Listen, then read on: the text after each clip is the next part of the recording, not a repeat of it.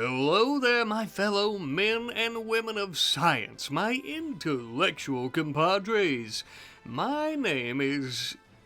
well, you probably couldn't pronounce it. You know what? The name isn't all that important anyway. What is important is that I am a vault scientist. Kinda. I'm from Vault 58 from a previous series, but don't worry if you didn't watch it, that's completely fine. Just know that I'm out here on my own mission. Before I departed, I managed to talk the Overseer into creating me a couple of Constructrons to help me out with a special project that I have in mind that he's completely unaware of. For you see, my friends, here in the wasteland, I shall be creating my own perfect laboratory. Not to worry, as I am still on good terms with my old vault residents after creating some nuclear bombs for them. Hard for them to be mad at me for leaving after that. Yes, only a couple of robot slaves to do all the building and my bidding for me. Such humble beginnings. But enough yapping, let's get started. To begin, we're going to be ripping down some pre-war ruins and wreckage. That way we can build ourselves something of a makeshift shelter.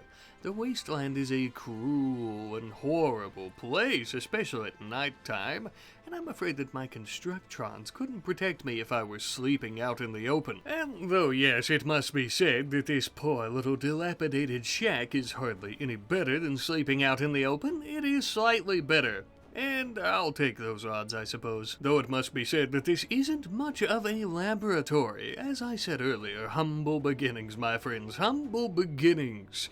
It is a decent enough place for us to begin our work on creating the perfect super soldier.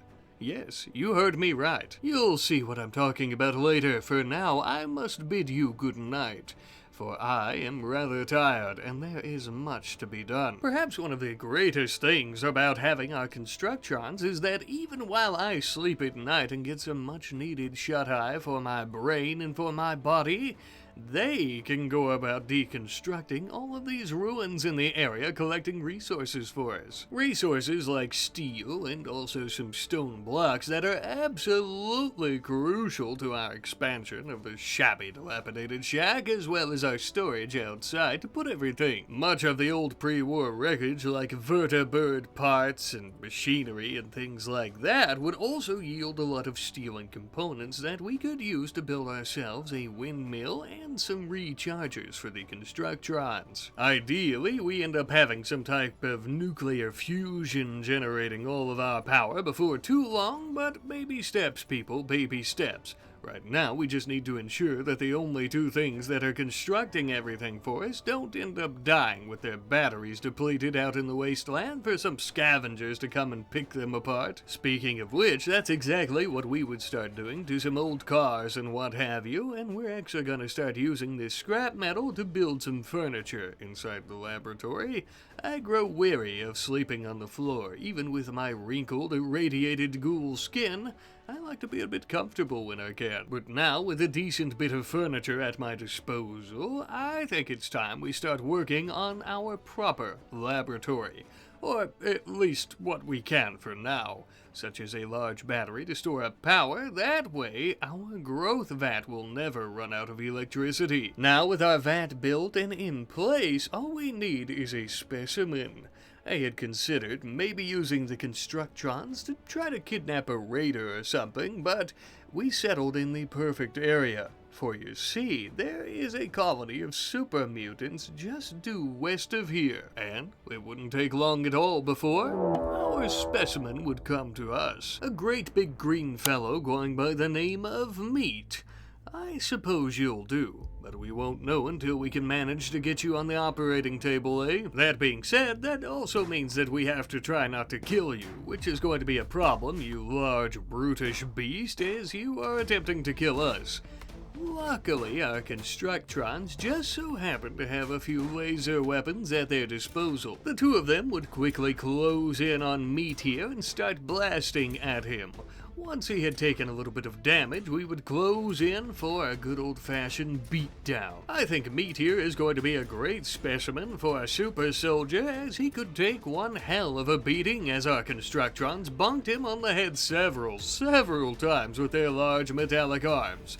Eventually, though, he would fall. Alive, no less, thank God. Not to worry, my hideous, staggeringly ugly green new friend. You are going to serve a much higher purpose than simply eating humans and deathclaw feces out in the wasteland. You are about to be something so much greater. But first, of course, we need to ensure that you're not going to bleed to death out here or get any infection from those laser blasts. Just enough to get you back home. We don't currently have an operating table, so I suppose my own bed will have to suffice. Quite the sacrifice letting this grotesque beast lay in it for science, but one that I'm willing to make. Now then, let's power up the old growth vat, and first, most importantly, let us get some of that sweet DNA meat, old buddy, old pal. Please, my friends, my colleagues, I insist that you pay close attention, for what you are witnessing right now, in this very moment, is history in the making.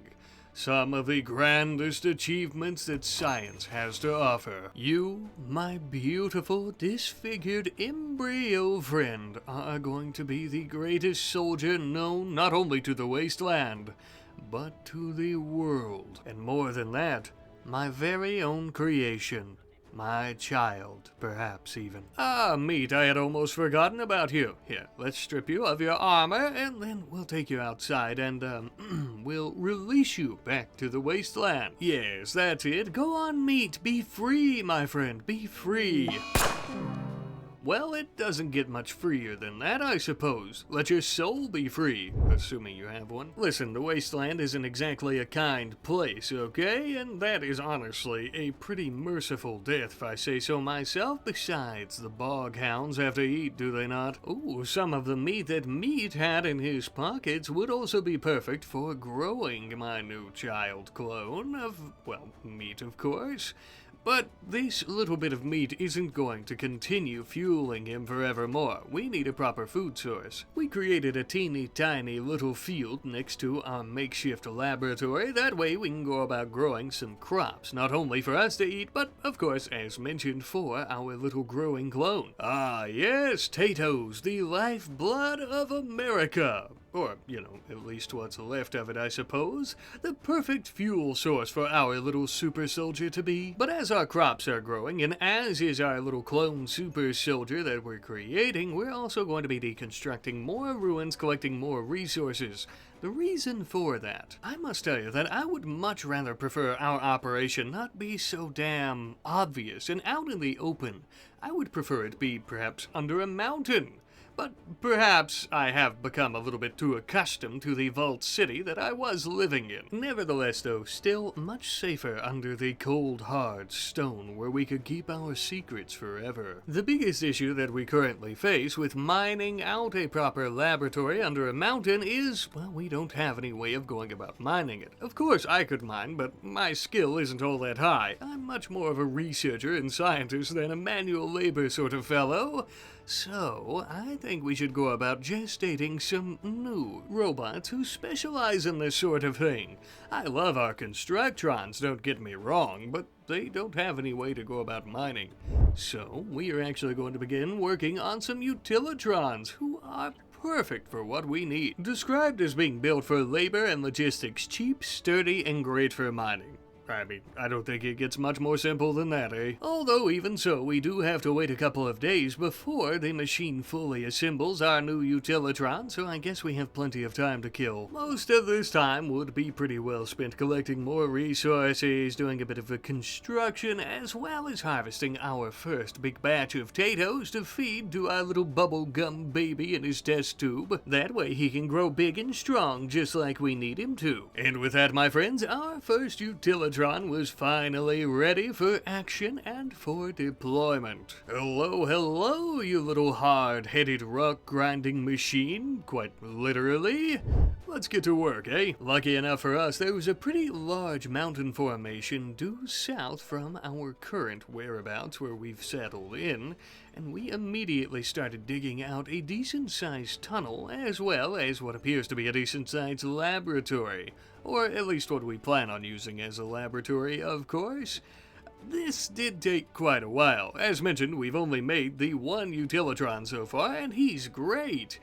but I really should invest in another. I'm just a bit too cheap on resources at the moment. Now, this exact same mountain did have a large vein of steel ore that we could use and repurpose as some proper flooring and doorways and what have you into our facility. We need to make sure that it's locked down tight. I mean, what would be the point of doing all this hard work if just anybody could easily breach our doors, come in, and do whatever they want? We have to make sure that it's sturdy, solid, and impenetrable. But as we were working on our new laboratory, it looks like our little mutated freak was finally ready to be born. Oh, there, you little nuclear waste pile. Come here. Shh, no worries, little fellow. You are going to grow to be big and strong and kill lots of people for Papa. Okay? Yeah, you're okay. A face that only a test tube daddy could love. I suppose you're healthy enough, though, and you seem fine. Now we just need to put you back in there and wait until you're old enough to actually kill people and do what we need you to do. Otherwise, I suppose you'll probably end up being food for the next clone who might actually be what we want. But that's assuming that you're not exactly the super soldier that we plan on being, which I know you will be, little fella. For your sake. Now then, while he's growing, if you'll excuse me, I am going to begin working on a high-tech research bench along with a wood-fired generator. That way, we can actually start researching some proper technology to make a lot of power. As I had previously touched on, my field of expertise is nuclear fusion, and so we're going to be going with a pretty small nuclear-powered generator to start off with the laboratory. I am pretty familiar with this technology already, but unfortunately I left my blueprints for these machines back at the vault.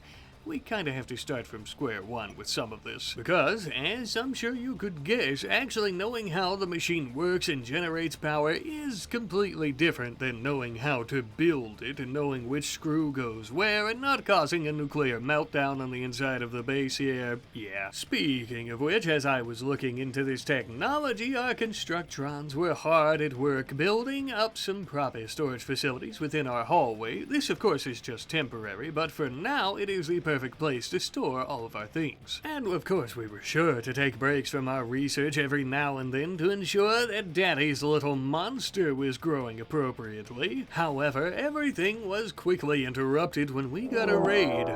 From the Enclave, no less. I doubt that I need to make your acquaintance with them, as they are pretty memorable. But in case you don't know, they are the remnants, what is left of the United States government after the fallout. Now, why would they be after little old me, you might ask, other than the fact that I'm attempting to clone a super mutant army here at the laboratory, which they wouldn't exactly know about?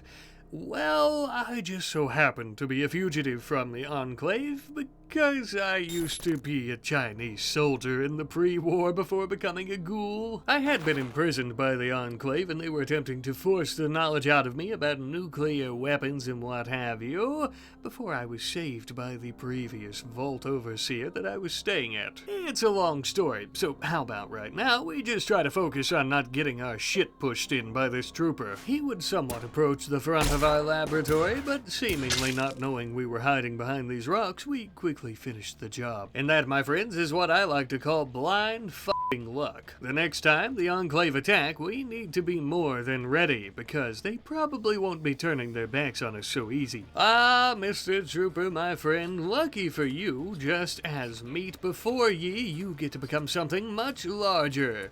You get to become super mutant feces as our little friend here ends up digesting you as he continues growing. Speaking of which, this little fellow, thanks most likely due to his super mutant genetics, is growing rather quickly. Very rapidly, actually, but you still have plenty of growing to do before you're ready, so as you're doing that, let us continue with our expansion of the laboratory. We're actually going to be building onto our hallway, and at the end of it, we are going to have our nuclear power source. Something of a reactor room, a mini reactor room. Ah, and as if on cue, we finished up the research just in time. There was just one teeny little problem. We don't currently have the resources that we need to build this miniature reactor, like plasteel, gold, and advanced components. But I know just the fully grown fellow who could help us out with getting these resources. Hello, my majestic beauty, my chaotic killing machine. Saying that he was full grown is a bit of a misleading statement, as he's only 13. But my god, look at the muscles on this little fellow. I think he's ready. Worst comes to worst, we'll probably be dealing with some puberty-induced attitude and other hormonal changes. Maybe he'll start growing some armpit hair and a beard. I don't really care, as long as he gets us that plasteel and things that we need. I suppose it's only fitting that you wear the armor of your DNA donor until we find you something much more suitable and super, my little soldier.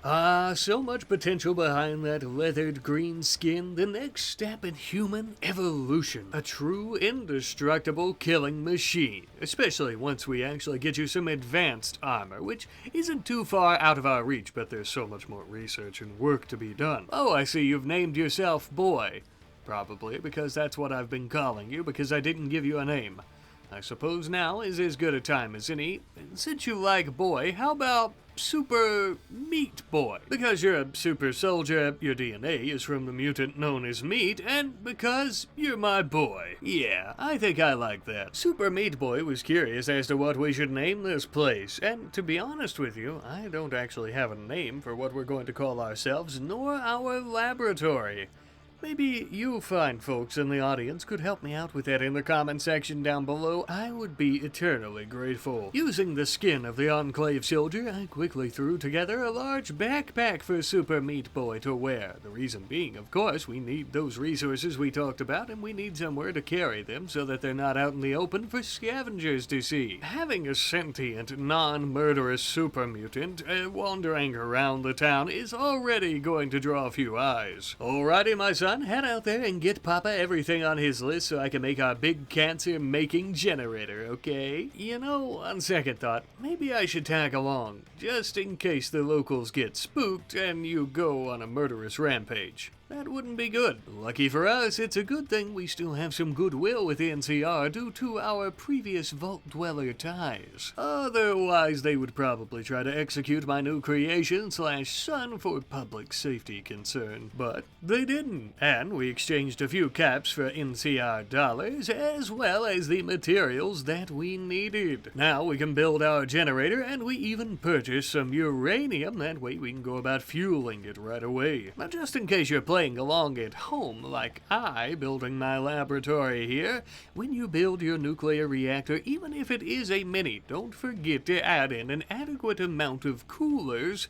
That way you don't have a reactor meltdown causing nuclear fallout in the area and most likely a great big explosion killing everyone. Sound good? Okay, great. Now you're ready to fuel this bad boy and get your entire laboratory, base, town, or just whatever you're powering completely powered without any issue. Now that we basically have an endless fuel source, at least for the current size of our laboratory, we are going to start expanding. On the inside here, you'll notice that I am doing a lot of mining out. I'm trying to mine here to the east a little bit as we plan on a future expansion of our laboratory, specifically for our new growth vats and things like that, as well as a storage area. And on the west, as you can see, we've also mined out and built ourselves some bedrooms. Not only for myself, but of course for our Super Meat Boy. For now, the furniture is still made out of scrap metal, but eventually, once we really get this operation off the ground and running perfectly, we are going to turn it into a proper institution. Ironically, something of the technological prowess of the institution. I know. Why am I talking about these mythological places? Besides, everyone knows the institution isn't real, and synths are made by a mommy and daddy synth, and the stork brings them. Right. Moving right along, we're going to start some more research on drug production. Not to worry, I'm not starting a drug empire to sell, but I think our little super soldier could use a bit of a pick-me-up, you know what I'm saying? Speaking of which, while I was looking into drug synthesis and how to make drugs that will help him in combat, he was out training. He was target shooting some toxiguanas in the area, not only so we could eat them, but also, of course, so he could practice his aim a bit. Although, this was also so that he could eat them, of course. Tox meat is absolutely delicious. especially for someone like myself who doesn't have taste buds. I don't really care. And with that, my friends, we figured out how to make some pretty basic drugs to produce. We're also going to be looking into psychite refining, which wouldn't take very long at all. We weren't looking to make any jet or psycho or anything like that at the moment, just some pretty simple, not exactly hard stuff, you know what I'm saying? Like some yayo, but we needed psychoid leaves, which would take a while to grow. Just so happened, though, we happened to have a trader in the area who had plenty to sell. Money well spent. I apologize for harping on this for so long, but here's the meat and potatoes of what I've been yapping about.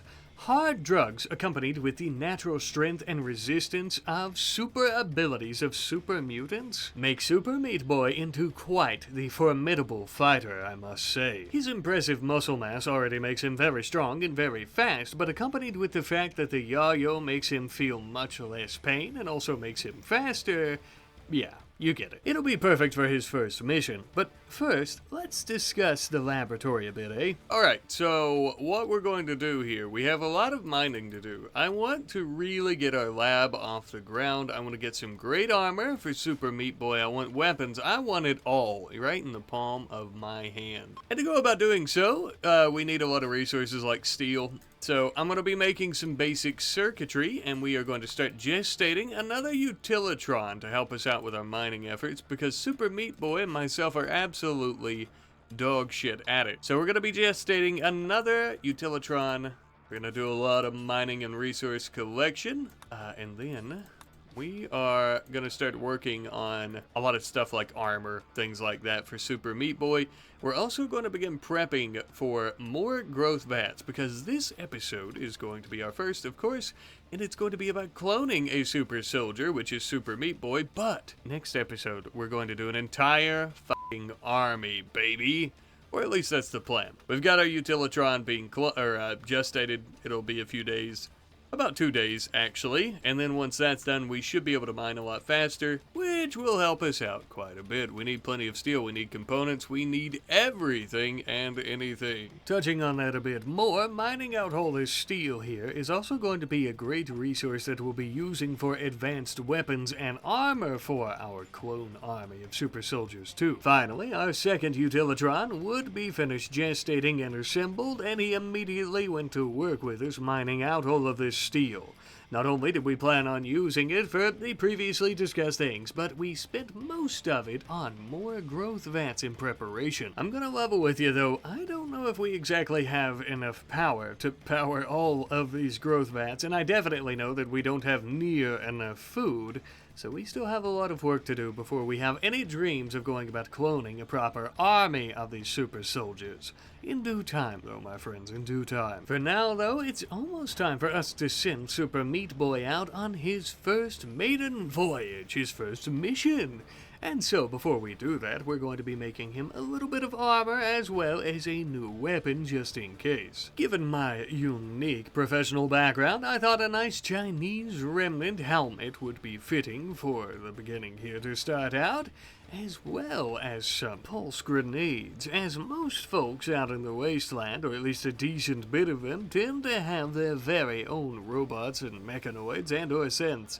We want to make sure that he's ready for anything. These specialized grenades create a pulse of EMP waves that will shut down or stun any electronics they hit. His first mission? An item stash due east of here. Word has it that there are some fellows who are protecting it for their faction at large. Though we're not exactly sure as to who they are, probably some scavengers or raiders or someone, who cares? We're going to kill them and we're going to take what's ours. Within a couple days' time, we would finally arrive as night began to fall. Looks like they're holed up in some type of ancient junkyard. This was great news for us because it takes a large vehicle for Super Meat Boy and his grand stature to hide behind to sneak up on them, which he would do for a time before being spotted inevitably. He is a bit wet behind the ears, as they say, and he quickly would snort his yayo before combat initiated. Come on, little fella, just like we taught you, taking cover behind some old trucks. As a Protectron began to approach, firing its scatter gun at his head, we managed to stun it with those grenades. With the Protectron's CPU temporarily fried, that would allow us to sneak up on one of the soldiers. If you count rushing towards them with a bowie knife in our hands, sneaking up, of course. Their mechanical menace sprung back to life rather quickly, causing Super Meat Boy to chuck another grenade at its face before he finished off one of the raiders. He quickly rushed to the ground where he could pick up the automatic machine gun of the raider to use against this filthy Protectron, who still proved to be quite resilient. Perhaps we should move on to the next raider first. This fellow, going by the name of Sharp, was a ghoul, who also seemed to be the brains of this operation. He was the only one smart enough to stay back from the giant super mutant wearing metal armor. Even so, that wouldn't be enough to protect him from getting stabbed about 10 times in the abdomen. Finally, with Sharp down, the last of these bastards was that stupid Protectron. After chucking another grenade at it, stunning it, and blasting it with a machine gun, it too was down for the count, and the battle was over. Now you might be correctly thinking to yourself, damn, one super mutant managed to take out 2 well-armed raiders and their Protectron with a scatter gun? That's one mighty impressive clone you've souped up. Well, you are damn right, my friend. But it only gets better. Check this out. Not only did we kill 2 well-armed raiders and their Protectron with the scatter gun after taking many a hit, but most of those hits only bruised us. We're not even bleeding all that much. Damn, these genetics are amazing. In case that wasn't enough for you, he did all that with exceptionally low shooting and melee skills, by the way. Can you imagine once he's properly trained? Once we have more weapons and armor better than the scrap trash we're using right now? Can you imagine once we have an army of these super mutants? Lucky for you, you won't have to imagine for much longer. Now then, let's see what these pitiful fools were willing to lay down their lives for. Oh my, a shit ton of plasteel and a little bit of obsidian, worth quite a few caps, but worth even more in our hands for many of the machines that we plan on building. Sharp, you poor, dumb son of a bitch. Was it worth it? Was it worth it now that you lie here on the ground, stripped of your clothing, bleeding out into the dirt? Yeah, I didn't think so. Such a shame this is going to be the last time we ever see each other. And the last time that you ever see anything. Anywho's though, with all those materials loaded up into the backpack of our great big jolly green giant, we finally started on the path back home. This, of course, would take a few days, so in the meantime, let's check back in with the good doctor, eh? It would seem this old quack is starting up a bit of a farm next to the radioactive lake.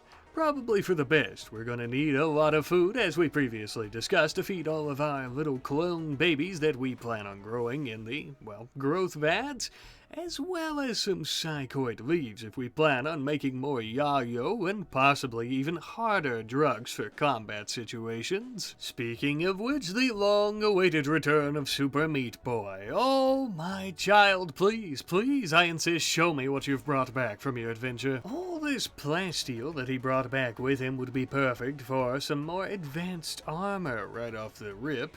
And these weapons will be great. We'll start a little collection for the army to come. For now, we're going to begin our research into flak armor, as this will unlock a smorgasbord of different types of armor that Super Meat Boy, as well as all the others to come, blah blah blah, can use. You're probably sick of hearing me yap about this same shit over and over. I apologize. Here's something a bit out of the norm. We're going to be adding a new section onto our laboratory. A proper bathroom coming in with 3 toilets, some showers, and also some sinks to wash our hands at for our experiments, and after we go potty, of course. Perhaps this isn't as interesting as I thought it'd be to talk about, but as always, I know exactly what you're thinking. Doesn't that mean you've been pissing and washing in the same body of water up until now? Yes. But moving on, my friends, we finally finished our research into flak armor, and we are going to be wasting absolutely no time crafting a bit of super armor for the super mutant. A nice plasteel plated combat armor harness. No, no, no, son. There's no need for thanks. Thank you. Thank yourself. You have earned it with that little mission that you went out on. You really proved yourself out there, and you also proved that we don't need to kill you and feed you to the next clone that we could grow, huh? A bang-up job. As you can see, this new set of plated armor is much better than the previous scrap metal armor that he was wearing, and will do a much better job of protecting him from all types of damage, but especially kinetic damage. Yep, the super mutant super soldier just got a little bit more super. However, my friends, as this episode comes to an end, I must say that we have made a lot of progress. I'm quite impressed with the laboratory that we've got set up, as well as our Protectron workforce. Speaking of which, if you have any names for the 4 Protectrons we currently have, which consist of 2 Constructrons and 2 Utilitrons, be sure to let me know in the comment section down below. Very much appreciated in advance, of course. And I suppose next episode we will be cloning an entire army of these super mutants and their super soldiers. And I gotta tell you, I cannot wait. Enclave beware, for the remnants of the once great Chinese Empire are back. I suppose I'll see you later.